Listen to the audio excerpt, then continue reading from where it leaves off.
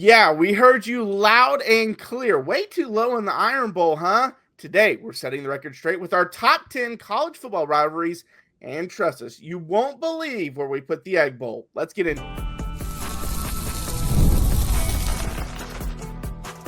You are Locked On Mississippi State, your daily podcast on the Mississippi State Bulldogs, part of the Locked On Podcast Network, your team every day. Thanks for making Locked On Mississippi State your first listen every single day, part of the Locked On Podcast Network, your team every day. Today's episode is brought to you by Monarch Money. Take control of your finances with Monarch Money. Use code LOCKEDONCollege at monarchmoney.com for 50% off your first year. I'm Jaron Spor, national college football writer at Athlon Sports. That's Landon McBride. We've got a packed show for you today. We're going to talk about the backlash that we've been getting, but we got to also talk about Locked On Network has come up with their SEC rankings. We're going to talk about if we agree or disagree with that. And then we're going to tell you what we're looking forward to in Starkville this weekend and into next week. But we got to start with what happened on Thursday, which was Landon and I, we obviously did that rivalry episode based off the athletics rankings. And in that episode, we both said the Iron Bowl was overrated. Well, I went a little farther than Landon did, but we both said it was an overrated rivalry. It was ranked number 2. I do want to clarify some things before we get into our top 10s. First off, when I said it's not even top 10, it was obviously an exaggeration. I figured everyone would have kind of picked up on that, but apparently they didn't. Also in that video, I never said the Egg Bowl was better because we got a lot of comments about that. And then the last thing, if you read the comments, it was kind of fun going back and forth with the Alabama and Auburn fans. And anytime they said they took a shot at me going to Mississippi State, I always responded with, I went to Alabama, just to throw it in. I didn't actually go to Alabama, so that's actually a joke. But we decided after all this discussion, and a lot of the replies from the Alabama and Auburn fans was, what's your rankings? Where would you have it if you think it's overrated? And so, Landon, do we just want to go from 10 down to 1? yeah, I think you have to do that. And I'll let you start with 10 since you've been having all the fun with everyone lately while I was busy today. Okay. You can start it off. Despite popular belief, I do not have the Iron Bowl number 10. I have it higher than 10, so don't worry about that. I went back and forth on this one. I actually went with the Egg Bowl. I went with Ole Miss and Mississippi State. Obviously, the interstate rivalries, those are some of the best in the college football as a whole. But and I will talk about this more, and there becomes a common theme with my top 5. I don't think interstate rivalries are as good as outer state rivalries. I think outer state ones are usually typically better, not just because the teams are better. It's just usually this is your best team in this state. This is the best team in this state. Yeah. Boom, clash. And I like that better. Whereas if you look at the history of a lot of interstate rivalries, it's kind of a dominance by one of the sides. Usually that's how it kind of plays out. But I went with the Egg Bowl with number 10. So here's the thing with mine. I feel like you have to honor some of these old school rivalries that in all seriousness are kind of meaningless now in the grander scheme of things. So I have the Army-Navy game at number 10 for me. If I took them out, this is where I would have the Iron Bowl, honestly. Yeah. I would have them in my top 10. I'm a little bit lower on them than you, it turns out, after all. Yeah. But because I felt I had to squeeze that one in here, I dropped the Iron Bowl one, but I do think it's a better game. But yeah, I felt I have to honor like some of these old school ones, and so Army-Navy is the one. It is going to be funny because I was getting all the backlash, and Lena's going to end up being lower on the Iron Bowl than I was. But okay, so my number 9, I went with Texas A&M, and this is another obviously interstate rivalry. This is one that's renewed. Texas leads the all-time series 77, 37, and 5. So it's kind of be run by Texas. Back to what I was saying, where usually in the interstate, there's one team that just kind of dominates the other team. And that's what we're seeing in that one. But it's back. The hatred's there. Like all the things that you love in a rivalry, it's there. And, you know, Texas A&M ran from Texas originally, and now Texas is here. So, yeah, that will be a fun one to monitor going forward. But, yeah, I think that's number 9. So my number 9 is a weird one that I'm going to get a lot of hate for, and it's kind of a niche one. North Dakota State and South Dakota State. Okay. That is one, and I know some of this is because a guy I used to work with back when I was a sports anchor now covers North Dakota State as part of his job, and so I see a lot of the back and forth between these two fan bases just from having a friend cover it. And I think if it wasn't in the FCS, and if the FCS hadn't like really rose to prominence more over the last like 5-10 years, it would be talked about more, because these guys legitimately do not like each other. They're two of the best teams in the FCS and met for a national title a couple times. I mean, these guys legitimately dislike each other. And so that's kind of a weird one for me. It's a personal note. Like, I love keeping up with it, watching it. So that's my real weird one in the top 10. Yeah. Number 8, I'm going back to an in-state rivalry, Miami and Florida State. And I know that these two teams haven't been great recently. Miami's was good last year, but wasn't good the years before. Florida State was really good those years, but wasn't good last year. But I love close rivalries. And Miami leads that series 36-33 all time. Hopefully, Miami looks like they've kind of built back up. Hopefully, Florida State's last season was kind of a fluke, because it's just a fun game. Yep. They usually square off in October, so that's another fun one. It's just, I give it the boost because of how close the rivalry is. I just mentioned how a lot of in-state rivalries aren't close, and this one is. And it's because they've been historically, 80s, 90s, just really good, early 2000s, obviously, as well. And so I've always enjoyed that one. I almost went with Miami Notre Dame, but that one just hasn't enough. But that one's a lot of fun. That's why I didn't end up putting it in the top 10. But I always like the what was it? Cons. What was it? What was the Catholics versus convicts? Yeah, Catholics versus convicts. That I love. That's one of my favorite 30 for 30s right there. But yeah, so I didn't go with that one, but I went with the interstate battle. Yeah, I have that same game at number 8. That's where I had it originally. I actually had Utah and BYU, partially just because it's called the Holy War, which is probably the best name of any rivalry. That one's fun. But that's one I think I end up watching more than just about any other rivalry, just because it's always that 9:30 start. And so there's nothing else on. So I end up watching it. But yeah, I agree with you. The Florida State-Miami game is always fun. Even when one team – it's one of those that even when one team is down, you don't know what's going to happen in that game. Right. My number 7, this one was my fun one. Landon had a fun one. And I'm going to preface this before I say this. There's a lot of rivalries I'm going to talk about. And when you go back and watch my list, you're going to be like, wait, that game doesn't fit any of the criteria you said. I don't care. It's just a fun rivalry. I'm going with Minnesota and Wisconsin because they're 63, 63, and 8 all time, which is incredible for a rivalry that long. And it's for the Paul Bunyan's axe. Yeah. Obviously, you got the outer state battle that I've talked about. The crazy thing is, from 2004 to 2017, Wisconsin didn't lose, but since 2018, Minnesota has pulled even, and there have been some close games, obviously low-scoring games. It's just an old-school type of game. But for you to lose for, 14 straight years, and still the record is even, is just insane to me. That's a good one. I love that one. I've been reading a lot about Big Ten rivalries and their obsession with having weird trophies for all of it. Lately, because every one of those does. But the Paul Bunyan axe is the best one, and it is a fun game. But number 7 is where I have the Egg Bowl. I mean, anyone who's watching this knows how crazy and fun and devastating that game can be. But I do think it's one of the best rivalries. Like I said, I have number 7. Talked about it a lot lately, so not much else to say about it. Number 6, I'm going with Iron Bowl here. Alabama leads 51-37-1. Guys, it's people think I hate the Iron Bowl. It's a fun game. I like watching it every year. I enjoy watching it every year. But I think a lot of the reasons why Alabama and Auburn fans were so upset with us talking about it and not having it in the top 2 really was more because of the reasons they gave didn't make sense. So one thing they said is, the hatred. That's every rivalry. That's why it's a rivalry.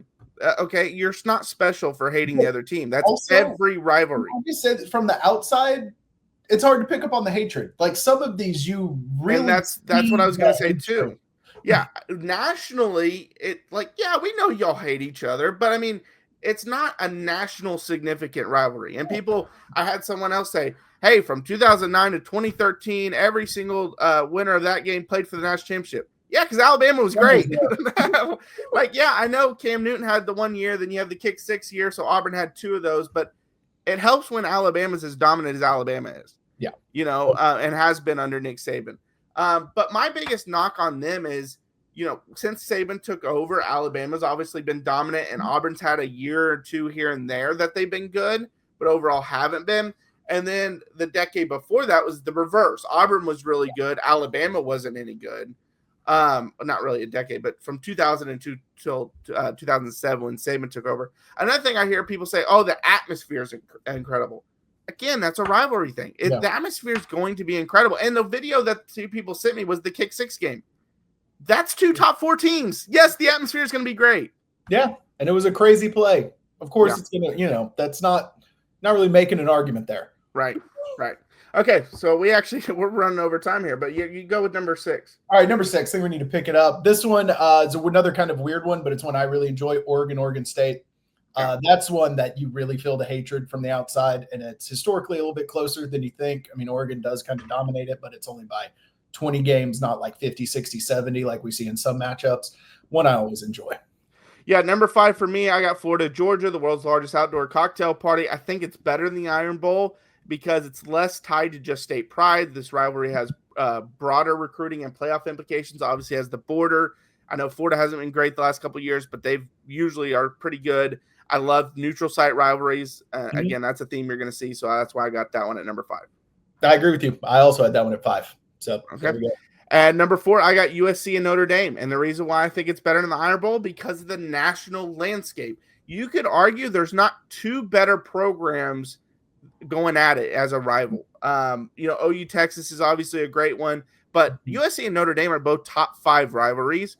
And if you look at the history, they have more national implications. They also have more viewership. It's just, in my opinion, it's the better rivalry. Yeah. So my number 4, I'm going Bedlam, OU, Oklahoma State. Part of it, love the name. It's a great name. Yeah. One-word names are always good. OU has dominated it, obviously, like record-wise, but the last 2 years, most of the games have been close, which always makes for fun. And that's one that you feel hatred, mostly from one side, but you do feel it for sure. So, that one's always fun. Yeah, my number 3, I got Army Navy. It obviously commands a unique place in sports. It's always its own event. You got the national pride around it, and then you got obviously the neutral side as well. So I got Army Navy is number 3. This is actually where I have Texas A&M, and I think a lot of that comes from the fact I grew up in Texas. So this was a huge thing every year. Yeah. So I think a lot of it has to do with that, but it's great that one's back. Yeah, number 2 for me, I got the game, Ohio State versus Michigan. Larger national implications almost every year. Last year, obviously, was a little different, but before that, it was like the winner goes to the Big Ten Championship and goes to the College Football Playoff. Yeah. And that happened multiple years. And so it's universally regarded as one of the usually it's universally regarded as the top. I got it number 2, obviously, but just you want to talk about pure hatred. They don't even say each other's names. Yeah. That one's just and I looked at something crazy. Their highest rated game was like 16.8 million viewers. The highest rated Alabama Auburn game was like 6.7 million or something like that. And so it just blows it out nationally, viewership wise. Number 2, I have OU Texas. Red River shootout, showdown, whatever you want to call it. It's a fun game, neutral site. The visual is always great with the stadium legitimately split in half. That one's number 2. Yeah, number 1's OU Texas for me, just because of the unique. It's in the middle of the state fair. You obviously got the fans split 50-50. It's just there's not really many environments like it. And this was the common theme I was trying to talk about.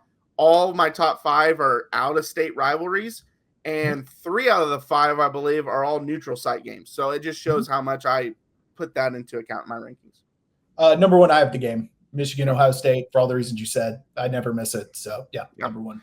Sure. All right, so coming up next, we got talked about the Locked On SEC came up with its rankings. Where's Mississippi State? We'll talk about that coming up next. Ever wish managing your money felt easier? With Monarch Money, it can. Whether you're growing your savings or planning a big purchase, Monarch puts you in the driver's seat. It's like having your own personal CFO, giving you full visibility and control over your finances. Monarch Money is more than a budgeting app. It's a complete financial command center. You can track all your accounts, investments, and spending in one place. So in addition to managing your money, you're also building wealth. And one surprising thing I noticed when I started using Monarch was just how many subscriptions I have and how much that cost I spend every month on those subscriptions stacks up so quickly. Monarch help me figure out which ones I don't need, which ones I can cut, see how much I was spending. And then the other thing I noticed was just how much I spend on food delivery. We've all been there a few times where we realize that $10 sandwich ends up costing you $30. And those are some of the insights you get with Monarch Money. So take control of your finances with Monarch Money. Use code LOCKEDONCollege at monarchmoney.com for 50% off your first year. That's monarchmoney.com, code LOCKEDONCollege for half off your first year. Well, thanks for making Locked On Mississippi State your first listen every single day. Part of the Locked On Podcast Network, your team every day. All right, so Locked On Network has put together their SEC rankings. They've done it for every single conference, and I'll put that up on screen as you can see it right there. Mississippi State not in last place. How about that, Landon? Hey, I mean, we've said that before. I mean, that's where we think they should finish, but schedule might say different. So, hey, I'm glad other people are on board. But, no, I think it's the right place. Kentucky, I think, is going to have a bit of a down year, kind of like they did last year. I think Mississippi State's on the way up, so I think that's the right place to have them. Yeah, neither one of us are high on Kentucky this year. We've talked about that after going 4-8 last year. There's nothing that they did this offseason that we're like, okay, that team could figure some things out. Obviously, the schedule for Mississippi State's the big one because it's so much tougher than Kentucky's, and so that can be the thing that puts Kentucky over the top on that one. But, yeah, I mean, we said it. We think they can win 4 or 5 games this season. Outside chance at 6, but likely 4 and 5. And Kentucky's probably around the same area, if I had to guess, 3, 4, 5, around that area. And really, it just depends on the tiebreaker at that point if they finish higher or lower. Yeah, I'd say that's right. Yeah, I mean, if Kentucky ends up having a better record and finishing higher in the standings, I don't think it's because Kentucky is actually a better team. I think it has to do a lot with the schedule. But no, I mean, we've kind of been on that for a while now, that this is kind of how we think it's going to shake out. Was there anything else on the Locked On rankings that jumped out to you? I'll put it back up on the screen. There was nothing like too surprising to me. I get putting Georgia number 1 just because of their history. Like, I don't mind that, but on the flip side, I don't really have much faith in Gunnar Stockton. I like him. I love that the team kind of rallies behind him, but I know he made the crucial turnover at the end of the first half against Notre Dame, and so I kind of want to see that. I get why people are buying in Texas, but I think a lot of it's the Arch Manning hype along with that because they're like 113th in returning production. But I think Texas has recruited well enough that they should be up, year in, year out contender. Alabama's kind of surprising to me because this isn't Nick Saban's Alabama. And I'm not saying they're not going to be good because I think they will be good, but they were really disappointing last year. Should we wait and see before we start putting them that high? I think they're getting a Nick Saban bump when Nick Saban's not there anymore. Yeah, I can see that for sure. I did like that we, he ranked Florida at 8. That's kind of what we've talked about. They could come back to earth this year after that super, hot end of the season last year. That might not be who they are. So, having them around 8 makes sense to me. A&M fans are going to hate seeing themselves projected 9 because they think they're on the upswing, and another lower middle of the conference finish is going to hurt, especially when the way they're hyping up Marcel Reed out there. Yeah, for sure. South Carolina was at 5. I could see them doing a little better. But my thing with South Carolina, and I wasn't saying this because I think they're going to have a down year.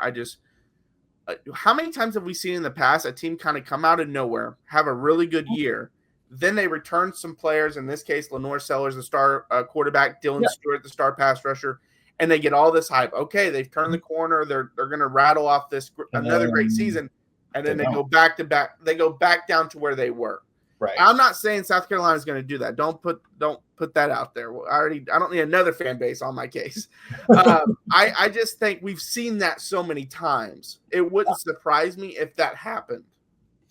Yeah, it wouldn't surprise me either. And, South Carolina fans, Jaron hates you too. Yeah. He thinks your team is terrible. The funny thing is I love Shane Beamer, and I love South Carolina. So I actually love watching them.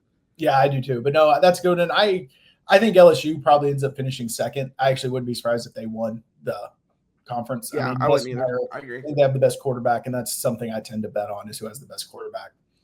Yeah, that would kind of be mine. Ironically, Alabama and Auburn fans are mad at me. I said I'm low on Alabama. I'm actually high on Auburn. I think Auburn is going to finish higher than I think they were at. Let's see. Let's pull it back up. I think they're at 12. Yeah, they're at 12. I think they'll be up in that 6-7 range. I really do. I do too. Ole Miss, I think it would be a little lower, and I'm not saying that because we're Mississippi State and I'm a Mississippi State fan. They lost a lot. Yeah. And they underperformed, in my opinion, with all that talent. Maybe this year is a positive. All that talent's gone. Sometimes we see a clear house and they do better. But also, Austin Simmons, we're banking on him because of one drive against Georgia when he wasn't great in any other game. Yeah, that's a lot. And I agree with you. I think Auburn does finish higher, but I think there's a little bit more, I guess, boom and bust potential there. I could see things falling apart for him and finishing 12th, 13th, 14th kind of range, but I do expect them to be more in that 5, 6, 7 kind of area. Yeah, I'm actually high on the Tigers this year, so despite everyone thinking I hate them. All right, coming up next, Landon and I will reveal what we're looking forward to the most. That's coming up next.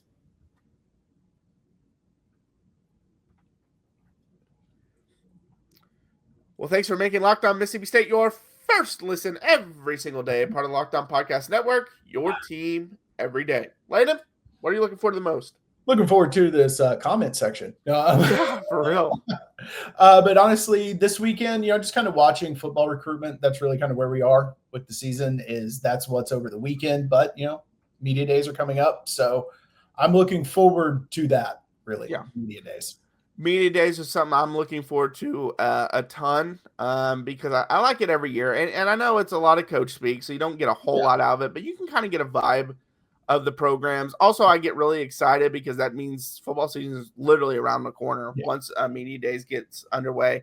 But I think the thing I'm looking forward to the most, we talked about it on, I believe it was on Thursday's podcast, maybe it was Wednesday's podcast, but Kavon Cansario is committing later on tonight. I believe it's at 5:15. I'm going off the top of my head, so I could be wrong on that one. But it sounds like Mississippi State's in the driver's seat, but I have heard that Duke is making a last-minute kind of push towards them.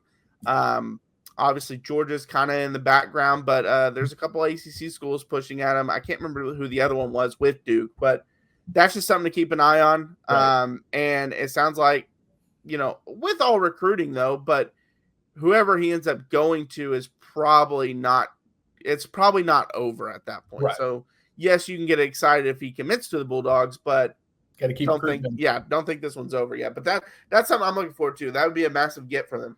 Yeah, that's a big one. And we got a little news in the transfer portal for baseball. Blanking on his name, is a catcher. He's a freshman, didn't play a lot, didn't have great stats. So he seems more of a depth piece of catcher, kind of going to be your emergency catcher. That's why we didn't talk too much about him. But, just seeing if any more transfers kind of trickle in for baseball is another thing. Well, ironically, we were going to talk some baseball today, but then all this stuff came about with the rivalry. So we thought we had to talk about that. So we will talk about that Monday because we'll talk about the transfer portal, but also the Parker brothers said some interesting comments. Are they going to stick it out and go to Starkville despite if they get drafted high? Well, we're going to talk about that on Monday. So definitely stay tuned for that. But yeah, thanks for making Locked On Mississippi State your first listen today. For your second listen, check out the Portal Show. Brian Smith has the latest rumors, portal entries, and signings. Be the most informed fan on the rapid changes to the college football landscape. Find the Portal on YouTube or wherever you listen to your podcast. I'm Jaron. Check out my work over on Athlon Sports. That's Landon. Follow us, Locked On Mississippi State, on YouTube, Instagram, TikTok, and Twitter. Also hit that like, subscribe, ring the bell, get notified anytime we post anything on YouTube. Like I said, we've said it many times. Our goal is to get to 1,000 subscribers by early college football season. We keep moving up, and so thank you for that. Yes, keep telling your friends. yeah, and then until next time, Hail State. Hail State.